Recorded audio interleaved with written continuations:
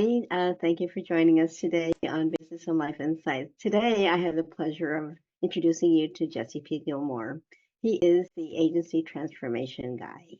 So you get to know more about him. He's going to tell us his story, and he's a guy who's been in the trenches. And so he not only has gone through a lot of what many business owners are going through, he's done it and perfected his processes and learned from it. And now he's coaching agencies on how to scale. Mhm. And so we're going to learn a lot from Jesse today. So Jesse, welcome. Welcome so much for being here. And thank Mhm. you so much for being here. We are really happy to have you. Yeah, thank you so much for having me now. I'm excited to have a good conversation. Yeah, thank you, thank you, thank you. So let's get started with how this all began for you. And I know you started multiple companies, so you have a lot Mhm. of different threads of experience that you can draw from to share Yeah, with people. yeah, totally. Yeah, so the agency transformation part, Niche and Control. I'm a founder of Niche and Control. We work with agencies and really help them create a scalable business, consistent revenue, and empowered team. And a lot of agencies kind of fall into the trap that most business owners have to deal with, which is founder dependence. And as you become a business owner or a founder, a lot of times you build a business based around your skills. For marketing agencies, that might be like SEO or digital marketing or whatever it is. And you find after a period of time, you get to a certain cap where you realize that it can't keep on growing with just you doing the work.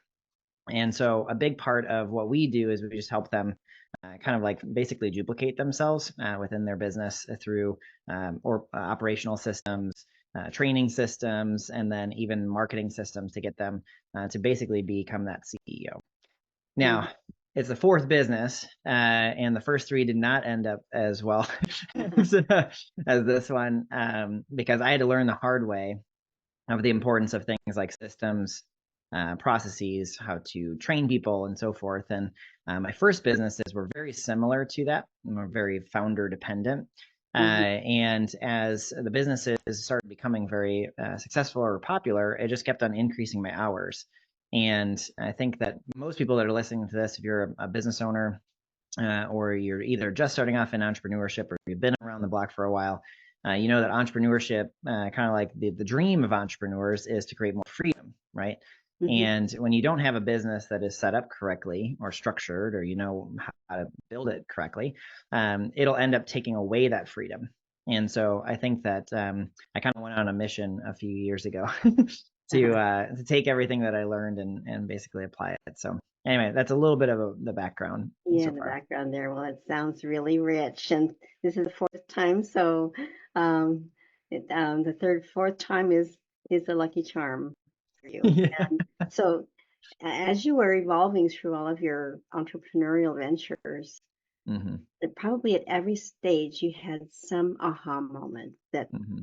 took you to the next stage. And but so if you could just briefly walk us through that, then we want to get into what it is that you actually do now to help Hmm. agency. Hmm. Yeah, absolutely.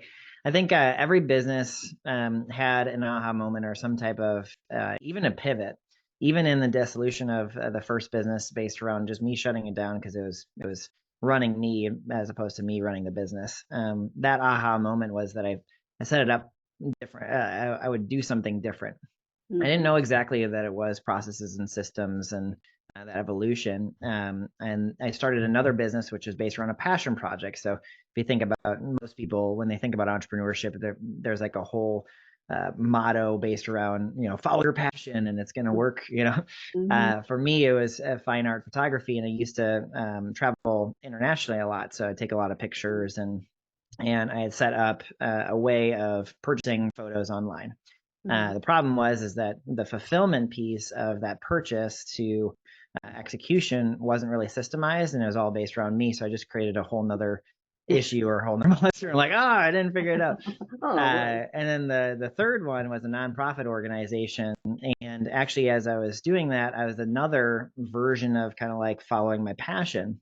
Mhm. But I started realizing the the constraints that I had as a nonprofit as opposed to a for-profit. And even if I were a for-profit, giving my profits away, it'd be better than the nonprofit I had set up. So I think each one of those, I started learning some things, but what happened most importantly, and kind of like the biggest kind of like aha moment, was actually when I shut down all three, and it was like, I have to learn something. I'm not going to keep on doing this over and over again if I can't figure something out. So I went into corporate America, and I started working under the VP of HR in a $4 billion global corporation. And I took whatever position it was to learn under the VP, which at the time was an intern. So if you can imagine the amount of like an ego, it's going from like, owner of companies to actually just going into a very big kind of like student role. And I took so many different notes as I was learning. And she gave me, I think it was like 8 projects to complete. And she thought it was going to take me 3 months. It took me 3 weeks. And she was like, oh, you're a little bit different, And then so she said, I'll give you a project that you can't complete super fast. And it ended up being what my sole mission in corporate America was to remove what's called single points of failure. If people that are listening are not familiar with that, single points of failure is basically where in a business there's an individual, could be the founder, could be an employee, could be a contractor, could be a vendor, that without that individual there, the business is no longer able to function as it would. And what happens is that kind of constraint makes a big impact on the ability for a business to grow. And in this case, it was a bunch of retirees getting close to retiring, and they had like 25 plus years of experience that it was all tribal. It was all in their heads. And they had to figure out some way of getting a new hire, somebody that they just brought in, to understand that information in less time. So I would follow them around and start asking them a bunch of questions. We had different ways of kind of gathering that knowledge. And eventually what happened was that the systems we were putting into place led towards that business's acquisition in 2019. And what I started realizing in the midst of it, that was my big aha, was I was learning everything that I needed to learn in my previous businesses, but in corporate America. And I was like, oh my gosh, if I was only just to go back and talk to my previous self, and just go, here's what you need to know in order for you to have that freedom, to have that passion. You can follow your passion and still build a business that actually works. And that was kind of like the essence, the aha moment that led towards niche and control. And so I think each one of them has kind of been building to this point. And the next question that most people ask me is, what made you start working with marketing agencies? And because I'm not an agency owner, I'm probably only like one of the only people in the space that's never owned an agency that's teaching agencies how to grow. And so that might be my differentiating factor. But I started realizing that if I could match my skills with marketing agency owners, they know the marketing, I know the operations. And so there's kind of like this yin to the yang piece where I'm looking at scalability and they're looking at new clients, right?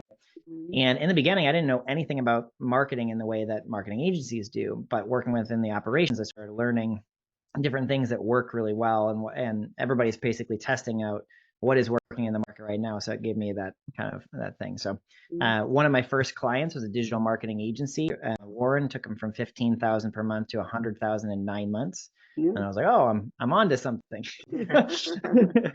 And a lot of what niche and control has become is the narrowing of focus towards very specific individuals within marketing services, marketing advertising services, where we help them kind of get out of their head, get into systems and procedures that allow them to kind of transition from either being an operator or subject matter expert, and transition from subject matter expert to trainer to manager to CEO. And it's kind of like a perfect balance of the different elements. The only thing that we don't really cover in niche and control is the bookkeeping and accounting piece, but we have a strategic partner for that. But, right, you do. Yeah, strategic partner for that. So you've got a left brain, right brain combination there, yin and yang, you said, which I think, and marketing can be learned. So any skill can be learned, but the discipline it takes to be able to run operations, so this is where you really shine with systems. So that you can have that multiplicative effect, the scaling So there's the proof of concept. So let's start out with how you do start working with agencies to help them scale. Yeah. I think everybody knows. Well, let me take this from two different angles. Either you know exactly what you need to do, but you either aren't doing it or distracted from it. That's one. Or the second one is that you don't know what you need to do, and you just need some clarity. So no matter what, whether you come to one of our events, whether you read my content on LinkedIn or you read my book or whatever it is, my goal and the way to getting is just to give awareness, get people to understand the issue. Because if I was to go back to my previous self, my first three businesses, I didn't know what the problem was, and I didn't even know it really was a problem until it was like too late, you know. So I think the first piece is based around awareness. Now, if people are interested and they kind of move from content or event into a discovery call, it's really just to understand, out of all the different things that we could do, what is the number one thing that's actually like the root cause of the issue. And for the majority of agency owners, it's time. It's not something that they really think about. It's not something that they just kind of go into like AutoZone, or they're checking emails in the morning and it's just leading towards, a reactive type of state. And so getting to understand their current use of time and what can we do to carve out time, 8 to 10 hours per week to work on the business. You can do that through eliminating things that you're doing right now that you don't need to do. You can automate things, which is probably up Nell and everybody's thing. Yes, If you can automate it, then that can free up time. And for automation, always look at things from a lens of, is it predictable? Is it repeatable? Is it like ongoing, like frequent? Those are the type of things that automation itself. Now, there's a difference between automation and AI, obviously, but the automation piece, you just want it, if it's consistent enough, it's worth the time to build the system. So you start off with eliminating, then you go into automating, and then whatever's left, if you have somebody that can take over some of that work, delegating even just low risk tasks to somebody else can free you up even more. And once you have that, then the next step is based around time blocking. Our main goal is to free up the time, because it takes time to build systems, to develop a scalable offer, to prospect, all that kind of stuff requires time. So I think I'm answering your question in a very deep, long-winded way. Yes, but you've already hit a lot of tangents, but they're all really meaningful, and they impact the core, which is the business, running efficiently, running effectively, so that it's profitable. And maybe we can circle back to the scalable offer. Yeah. Yes, we talked about eliminating repetitive tasks or reducing them, automating tasks that can be automated, and then delegating, finding people who can do the work for you, with you. But then the scalable offer, that's the nuts and bolts of a business. That's the why of the business, isn't it? And it's also it's the first step towards making a business more repeatable. So if anybody is listening and they're wanting to grow a business, which most likely, if you own a business, you want to grow it, right? Yeah, and so there's something here that's also applicable to businesses in general. Correct. Okay. And, okay, please let me not interrupt anymore. No, you're doing it. Yeah, what we do, kind of like our method, is you think about freeing up time, and let's just say you're going after the 8 to 10 hours, but for some reason you just can't make it. You can only get 2, right? What do you do with that time? Scalable offer is the second piece. If you haven't built SOPs or a system, or you actually understand how your business is working currently, very similar to what you do with time, where you capture it first. You want to capture like how the work is actually getting done currently, not with future things, not with adding a bunch of stuff. Because if you think about it, business is both like an art form and a science. And when we think about it from these two different angles, one part's very creative, the other part is kind of like methodical, and you have a hypothesis. So getting really close to systems and getting to understand how systems work gets you to understand what is profitable, what's not profitable, what's taking up a lot of time, like what is the only thing that I can do but no one else can do it. What is the client getting the best results for? These kind of questions get people to think a certain way. And that's the type of perspective that you're wanting to bring into the next step, which is a scalable offer. Right. The scalable offer itself is you need to be looking at it from a lens of variables. You have too many variables in the equation if the people that you're talking to are all different, if their pain points are all different. Even if you could do 100 billion things for this person, what's something like your core strength that you could just lean into and be extremely confident in a sales call that you can deliver the results you're going after. Those types of like components are really, really helpful in order for you to figure out what is a scalable offer for you. And everybody's different and how you position is different and so forth, but you really just need to understand how it impacts the scalability piece. I could go into examples if you want me to, but yes, please. I think this is a good point to be making, and also we want to make sure that people understand what an SOP is. Oh, sure. Yeah. So an SOP is a part of an operational system that's a standard operating procedure. It's basically like, how do you get it done? So client onboarding, right? That's like a process. An SOP would be exactly how you onboard somebody, and maybe even an SOP for each step of onboarding, like the kickoff call, what happens in there, the invoice once it's paid, what do you do next? An SOP is a big piece of operational systems, but what's most important is actually seeing the workflow.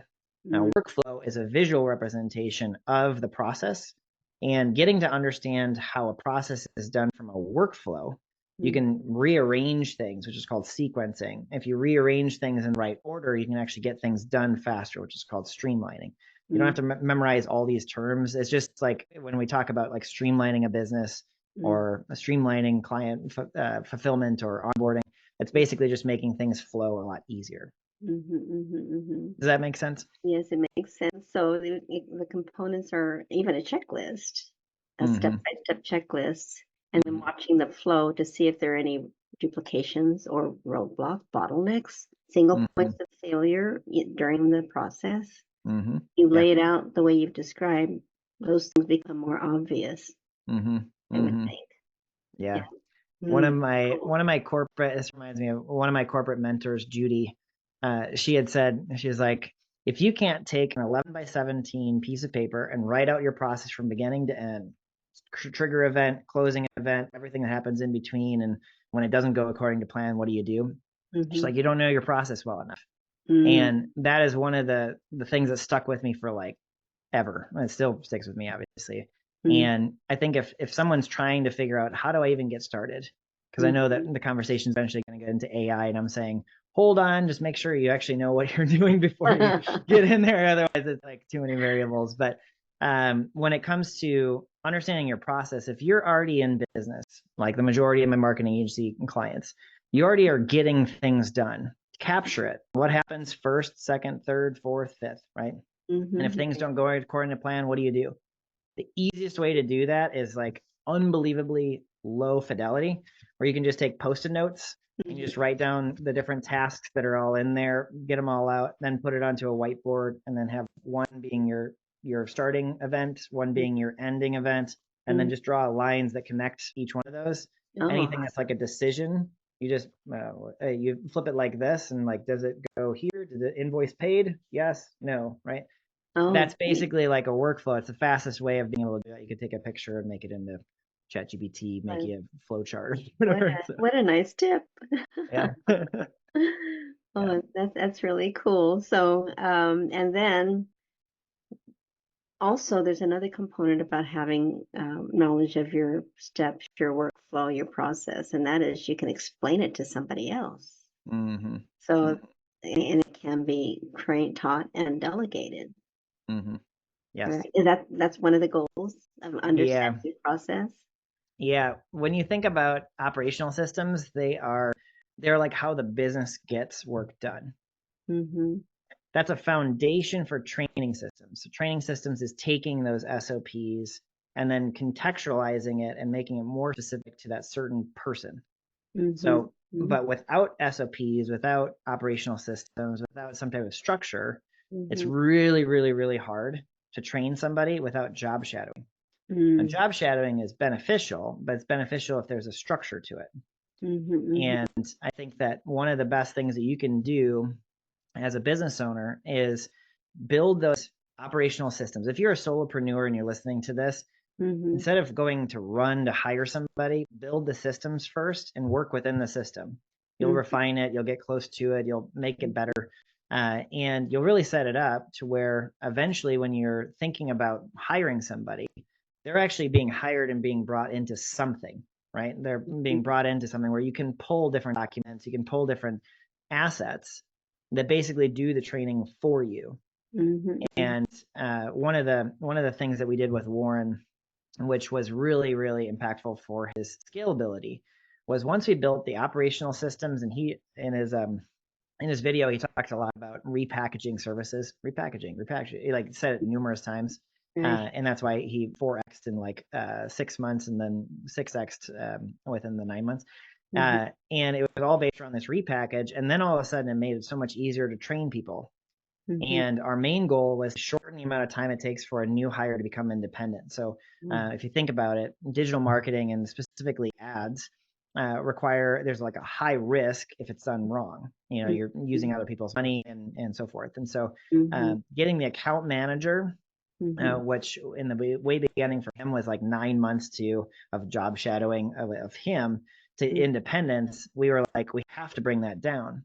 And so through the training systems, we were able to build training systems and get it into a 90-day plan where mm-hmm, if they are on track, then they stay. If they're not, then they go, you know. mm-hmm. And that was one of the biggest things because the bottleneck switched from operations into hiring people and getting them set up as fast as possible. Right, right, right, right.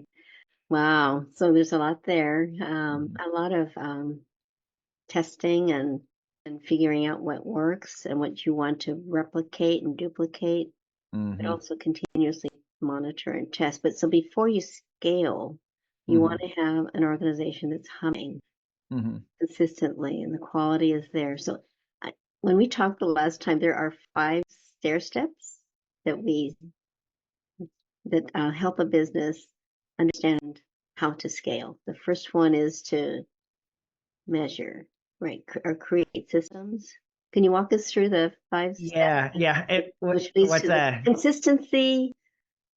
Was the yeah, first the one? CQ Yeah. CQ model. Yeah, so based Mm-hmm, around a business, and especially if you're learning different habits.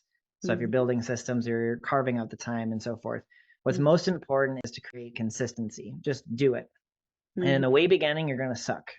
I tell mm-hmm. everybody, like you just suck in the way beginning and just get over it. Be consistent, and through consistency, you start to understand how it works. You're into the motion, you're getting your practice, and then it develops quality. Okay. And as you're consistent and you start getting quality, naturally you become more confident Mm-hmm, in the execution of whatever you're doing. And that mm-hmm, confidence and the consistency and the quality all bind together to set up for quantity, which is where you can do volume. mm-hmm, And the reason why we structure the work that we do with clients to not just go, when we talk about growth, we're not actually looking at a lens from like, turn on the leads, which is what everybody else is doing. I'm like, no, hold on for 1 second. Let's make sure we got a good pattern, good system set up. So when you turn on marketing, you don't turn it off. And right. that comes down to the CQ method. Yeah, you want to make sure that you can deliver quality. That's so Mm-hmm. important to understand and to establish from the very beginning. Mm-hmm. Mm-hmm. And before you turn on the faucet, like you turn on the leads, like you said. Mm-hmm. Mm-hmm.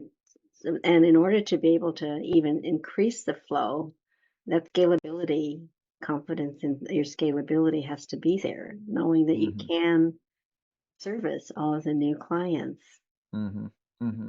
Yeah. at volume, right? Mm-hmm. Yeah. Right. One of the questions that I ask in a discovery call, Mhm. which any one of the listeners can actually ask themselves, is if your business got flooded with business. So you had just you cracked the code, you got the leads, and you're getting flooded, right? What's the first thing to break? And a lot of times it's either client onboarding or some responses are my head, my brain. Uh, And that'll tell you pretty quickly what the issue is within operations. Mm-hmm. And if you're trying to figure it out, like you've never built SOPs, you didn't know about it until now, I would suggest that the first thing that you focus on is client onboarding. First impressions matter, right? Mm-hmm. And then I'd kind of follow it based around what I have in my book. Oh, yes. The Agency Owner's Guide to Freedom, I talk very specifically about the order or the strategy of building systems, and client onboarding is the first piece. The next one's based around most frequent. So most frequent service, if you have 15 different services, making sure that you're like, okay, this is the one. SEO is the one that we do the most, right? Mm-hmm. Then you look at the highest risk if done wrong, might be ads, right? Mm-hmm. And you systematically go through it. And in the book, I go through about 9 different ones that are not top of mind. Right. That book's so valuable. How can people get their hands on it? Oh, sure. Yeah. For anybody, you can go to nicheincontrol.com/book, and I'll send you a free copy. And I'll Wow. give it to you either from printed or audio or digital, or all Wow. three. That is so generous. It's, nuggets of golden nuggets of information in that book. Yeah. I've read it, so yes. Yeah. I recommend it highly. Awesome. Yeah. Thank you. Wow. Really great, Jesse. So can you walk us through some of your case studies that can exemplify what we're talking about here? Yeah, totally. So I'll start with Susan, since we're talking about the book. In the way beginning, she wrote my foreword or introduction or one of those first chapters, because when she came to me, she was struggling. She talked about spinning her wheels all the time, and she had been in business for a very long time. She was a creative agency owner, and she was full service creative, so both print and digital. Mm-hmm. And pretty much everything was custom to the client. She felt as though she was reinventing the wheel every single client, and in the name of creativity, she had to like say no to systems and processes, right? Mm-hmm. Right. And she tried everything that agency gurus had taught about scale, but nothing had seemed to work. And when she came to me, she was at a crossroads, and she said, if I can't turn around my business with you in the next 6 months, I'm going to shut it down. She'd been in business for, I think, 20 years or something. Mm-hmm. So for me, I was like, holy crap. All right, let's do this. Yeah. Yes. So what I started doing with her is rapidly start working on systems and getting everything out of her head and her system, her team's head into systems and procedures. And from there, we started learning what her core offer, her core service was. So very similar to the same stuff that I'm talking about, like with strategy and kind of our blueprint with clients, I applied to Susan. Mm-hmm. And within 6 months, she not only didn't give up her agency, she Good. doubled, and Wow. then eventually got acquired in about 18 months from a PR firm that was in the same kind of niche or industry. So Mm-hmm. that was pretty cool. Going Very cool. almost shutting down to getting acquired, and Yeah, acquired uh, at a very handsome price, I'm sure, because she mhm, was. Oh, and that's the other piece too. Once you have a system, once your organization, your company is really finely tuned like that, you can hand it over to someone else. They have mhm, the processes, mhm, yeah, and you've got the people in place, and you can exit. It's mhm, nice, nice, happy ending. yeah. And if Yeah. you think about it, and we talked about freedom in the beginning of the episode, and if you think about freedom for agency owners falls into 3 main categories. Either you work in the business whenever you want to, right? Mm-hmm. That's freedom in some way, maybe to pursue passion projects, right? You can scale it to the nth degree and hit whatever number you want to go after, Mm-hmm. or you can eventually sell it. The Mm-hmm. interesting part about all 3 of those end games is that the path to get there is the same, Mm, which is very interesting. You just want to very. get to a place where you eventually have a choice. Which Mm, way do I want to do it? yeah. And if the business is founder dependent, I'm learning this a lot because I have another client that's getting acquired this month. And Congratulations to you oh, both. thanks. Another case study, just adding to the list. But, Exactly. yeah, Another case study, another testimonial, another great story. yeah, Happy ending.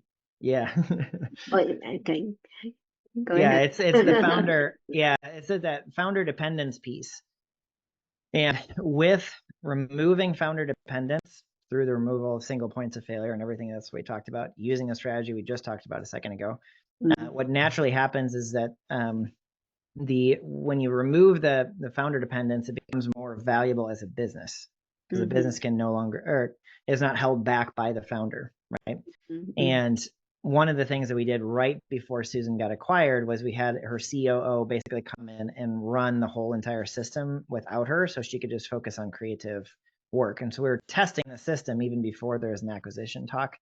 The same thing happened in corporate America when we built the system that led towards a business acquisition. You run it to where you can switch the people, and the output doesn't change. Once you know that, like, I mean, you built a business system that's extremely valuable, and the valuation of your business just keeps on increasing the more, the less dependent it is on a single person. Yes, okay. All that from the realizing that you can identify single points of failure and really increase the flow through an organization. That's incredible. Yeah. Yeah.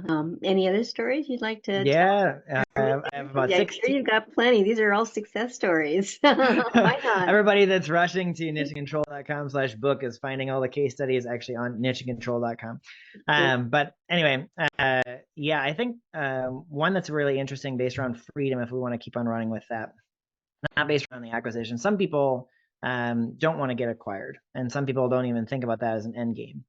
But most people think about freedom from the business, being able to take off time, right?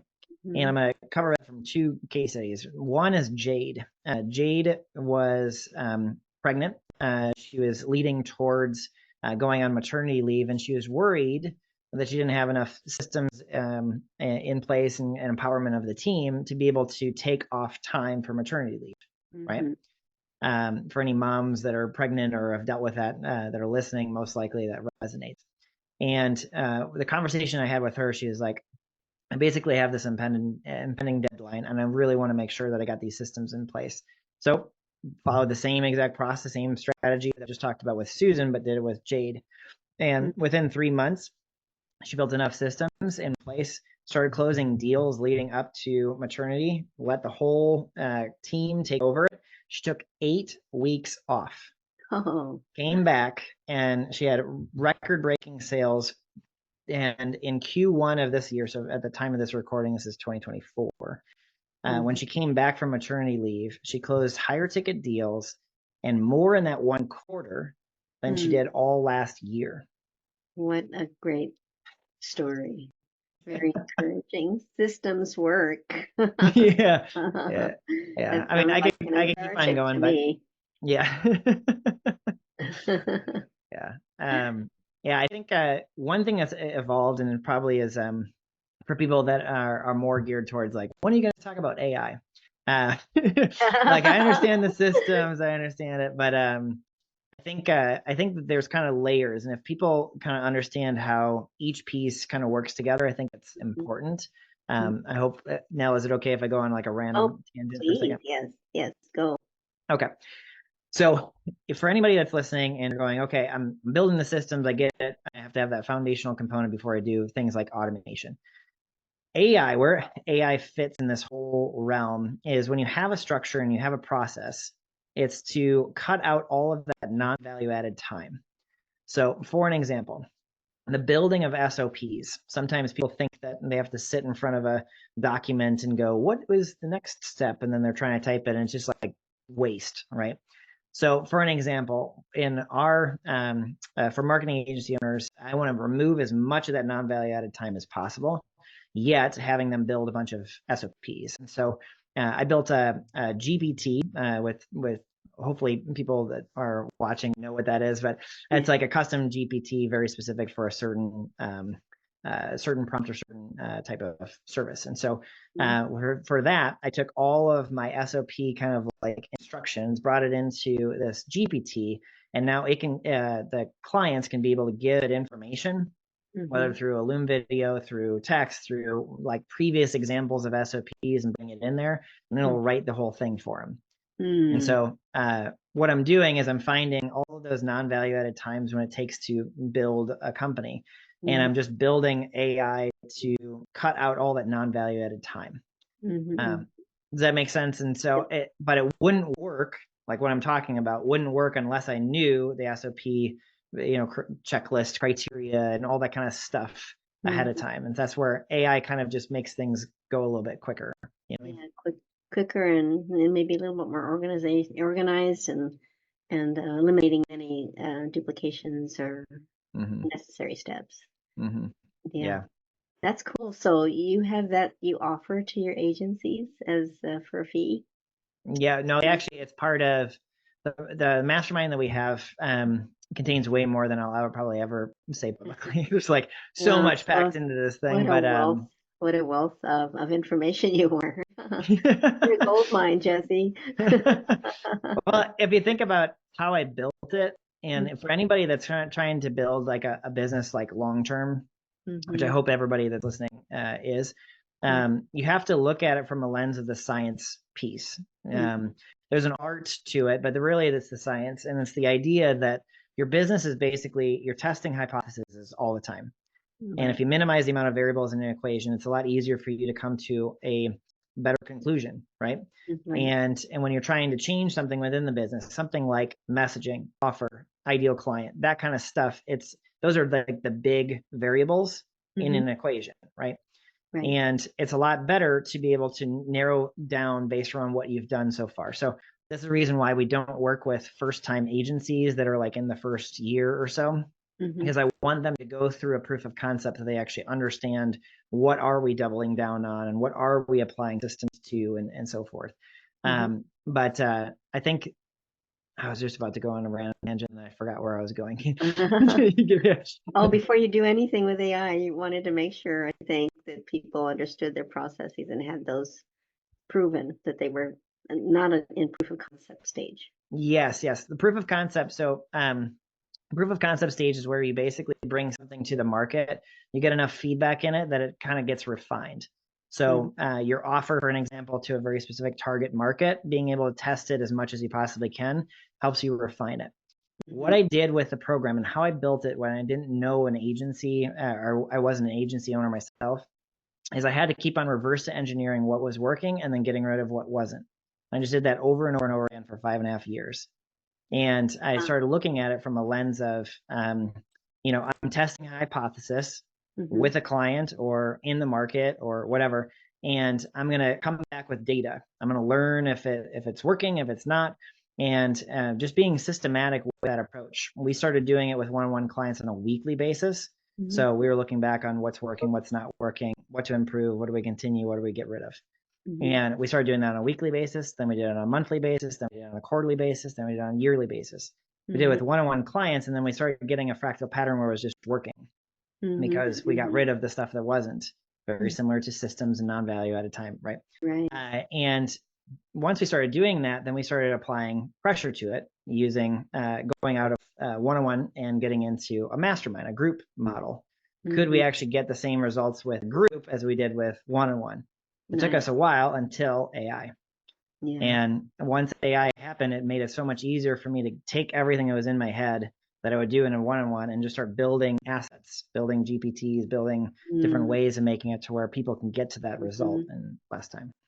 So you're putting what you teach to your own business. You're applying it to your own business and Yeah. scaling using ChatGPT. It's custom ChatGPT that you've Mm-hmm. been developing from 5 years worth of data. Mm-hmm. So Yeah. yeah, it took a little while to put it all together, but boy, you got a masterpiece now in your Thanks. hand.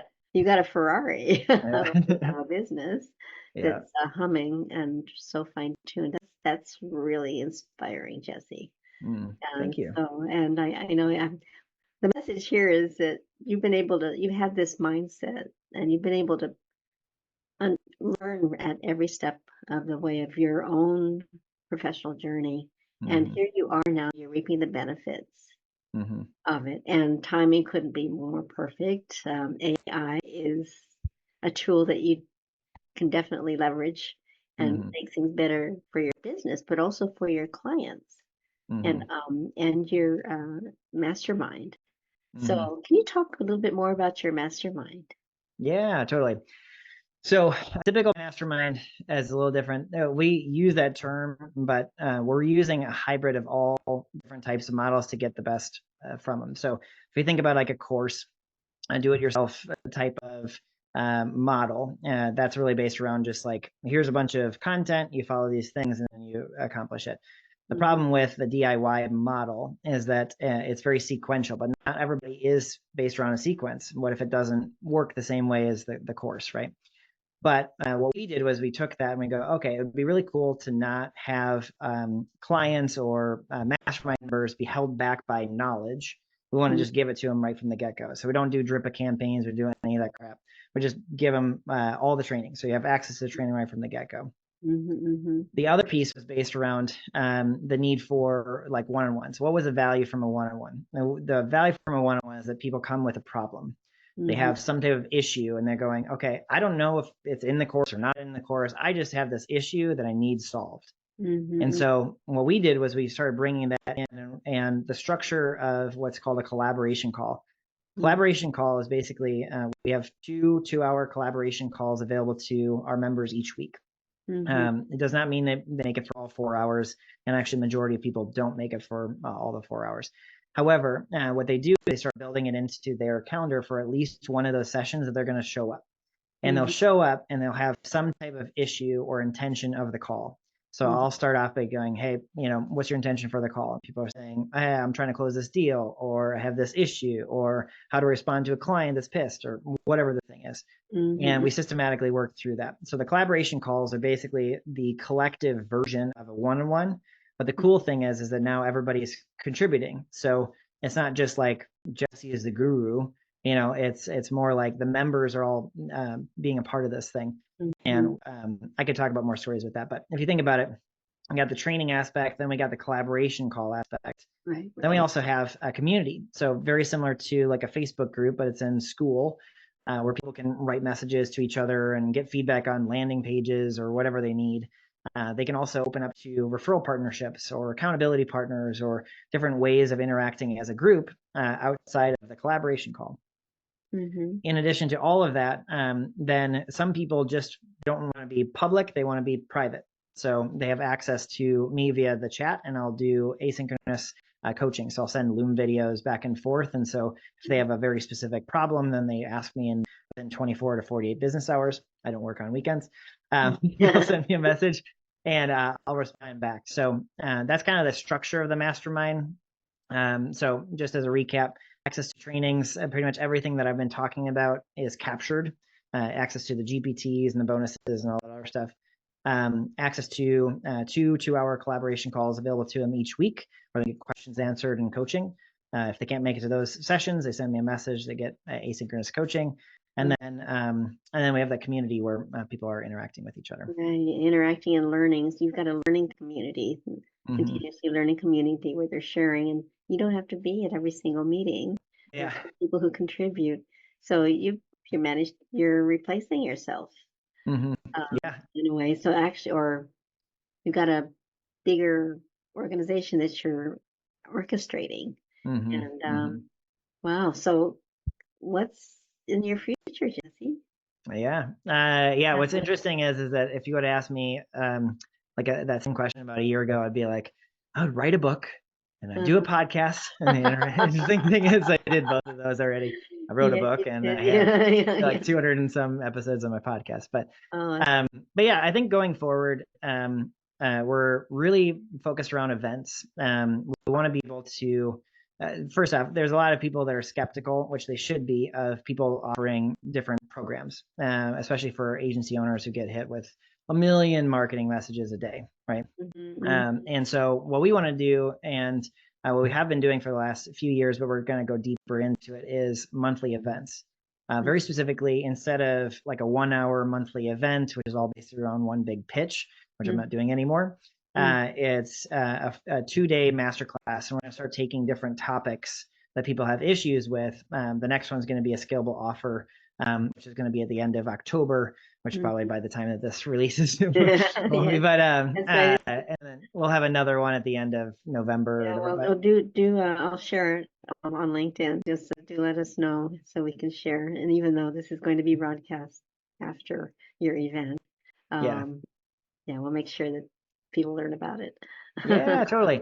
And So we to get have like an evergreen link for our events. So even if you watch this, months from now or local. whatever, you can just go to nicheincontrol.com/next live event, and it's going to redirect to whatever the next event is. So, but yeah, our main goal is actually just to lead by example, not only leading by example with Leverage for Growth program applied to our own business, which got us out of one-on-one into group, right? And Yeah. building the assets and everything else that I've been talking about. But what we want to do is we want to lead with value and give people an experience that gets to show them how different we actually are in the space. And so we're doing it through events. Right. But otherwise, just serving more people. That's my main thing. Wow. Wow, Jesse, that's powerful. What you just said in that last 10 minutes. I mean, what we said even before was really valuable, but we've accelerated. I feel like we've accelerated toward the end to the pinnacle of what it is to run a really well run business, not just an agency, but a business, and you leading the way with value and being the example. I think I encourage everyone to follow Jesse on LinkedIn. And can you tell us more how we can get a hold of you? We have your website, Yeah. in it, Yeah. and Yeah. You can, tell us you how we can can get a hold of you. Sure. Yeah, absolutely. So I specifically have the middle initial in my name, so you can find me on LinkedIn. But Jesse P Gilmore, you can go to nicheincontrol.com for a bunch of different things, including my podcast, book. Our next live event link is in there too. But if you're an agency owner, if you're specifically resonating with everything that we're talking about, I would just come to one of our events. And what I'll do now is I'll give like a discount code or something like that. So anybody that's listening to this can come to one of our events for less. So Very, very cool. Very cool. Okay, we'll definitely publish that so that people can take advantage of it and you'll know where they came from. Yeah, exactly. Yeah. Wow, Jesse, this has been really high energy, really informative, very inspiring, and owing to you, the person who wants to continuously add value and help more people, that authentically comes across. Yeah. And I want to thank you again, and we'd love to have you on with some more progress reports about how to be a better marketing agency and things that you're doing. You're doing some very exciting things. Is there Yeah. anything else that you'd like to leave our audience with? No, I just want to thank you, Nell. Thanks for having me on the show, and I appreciate our conversations and you reading the book and then leading towards this Yeah, interview. So thank you so much. I definitely have. Well, I've learned so much from you, and I encourage other people to connect with you to learn too, and come to the events and take advantage of Jesse's expertise and his systems and his forward-thinking knowledge, especially when it comes to adopting AI in your future business, which all of us need to learn how to do better. Jesse's at the forefront of this, so do reach out to him. I encourage you all. Cool. Thank you, Nell. Okay, then. So this is a wrap. We'd like to thank you all again for joining us today, and we invite you to join us again on next Wednesday for another visit with a luminary in business. Thank you so much, Jesse, once again, and we will be seeing you, and I'll be in touch for sure. Sounds good. Thank you, guys.